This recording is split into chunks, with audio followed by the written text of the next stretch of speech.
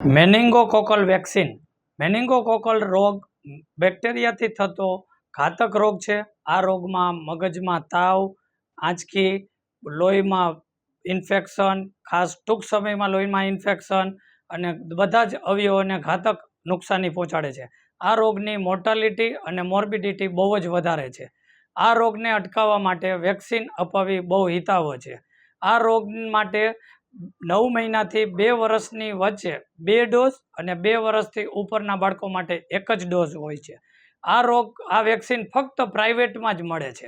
Japanese encephalitis vaccine. Japanese encephalitis એ વાયરસથી થતો મગજનો રોગ છે. મચ્છર કરડવાથી થાય છે. આ રોગમાં આંચકી આવવી, બેભાન થવું, મગજમાં ખોટ રહી જાય જેવી શક્યતા રહે છે. જીવનું જોખમ રહે છે. આ રોગની કોઈ સ્પેશિયલ દવા નથી. આ રોગ ખાસ કરીને બિહાર, યુપી જેવા અમુક રાજ્યોમાં વધારે જોવા મળે છે. આ રોગને અટકાવવા માટે વેક્સિનના 1 વર્ષની ઉંમર પછી 2 ડોઝ આપવામાં આવે છે. આ વેક્સિન કોઈક રાજ્યોમાં ગવર્મેન્ટ શેડ્યુલમાં ફ્રીમાં આવે છે. આપણે ત્યાં ગુજરાતમાં ફક્ત પ્રાઇવેટમાં જ આ રસી અવેલેબલ છે.